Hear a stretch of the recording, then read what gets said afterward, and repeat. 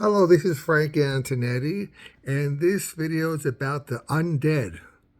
Those people who look as if they're they're human, they move, you can look at them, they talk to you, but in truth, they do not exist.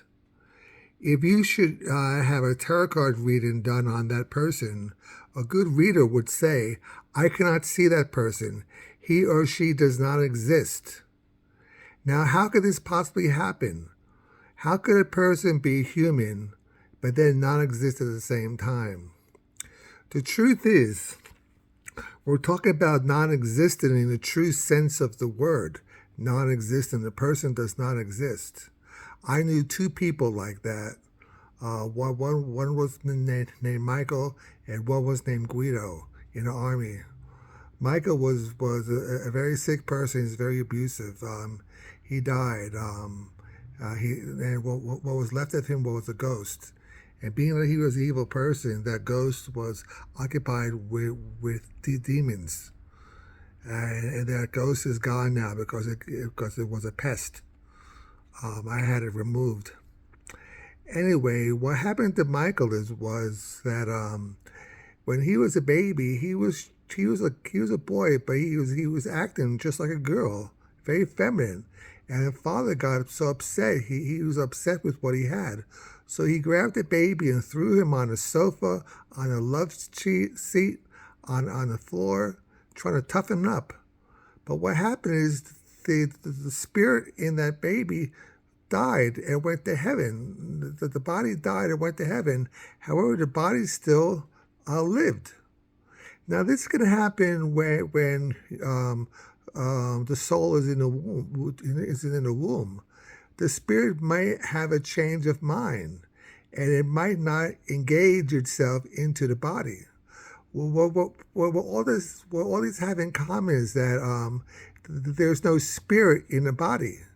The body is just flesh.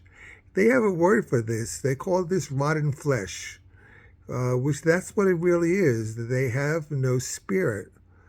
They're very earthly. They're very mortal. These people are called mortals. And when they die, they don't go to heaven. They go to the land of the dead until they run out of psychic energy, like the Energizer rabbit, and just topples over. Or maybe out of mercy, the spirit of that individual might come down and slay that particular ghost. Well, that was just a ghost. Out of mercy. It was slayed out of mercy. So I've known two people like that. One was Guido in the army. He was very detached, but a feeling type of person, but still very detached. All he would do is watch TV and smoke cigarettes. Who knows what was going on with him? Michael Freeman was very bipolar, very abusive. They're very shallow people. Both of them are very shallow people. So this is my story about the undead. These people are also referred to as zombies. Now, these people, one thing they have in common, they really can't relate to you when you have a crisis, emotional crisis, because they don't have a lot of psychic energy going on in themselves, because they're very weak. Weaknesses is a sign that one is rotten flesh, that one does not exist. They have no resources to go upon, and they're not very creative. They try to be creative, but they can't be.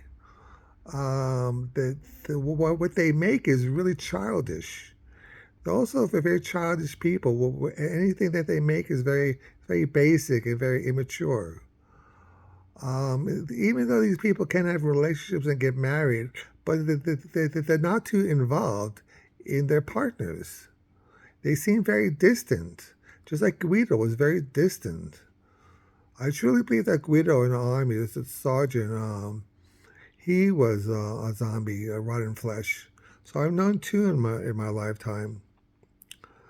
So this Frank Ante with interesting documentary about the undead. Have you met one of these people, the undead? Ask yourself,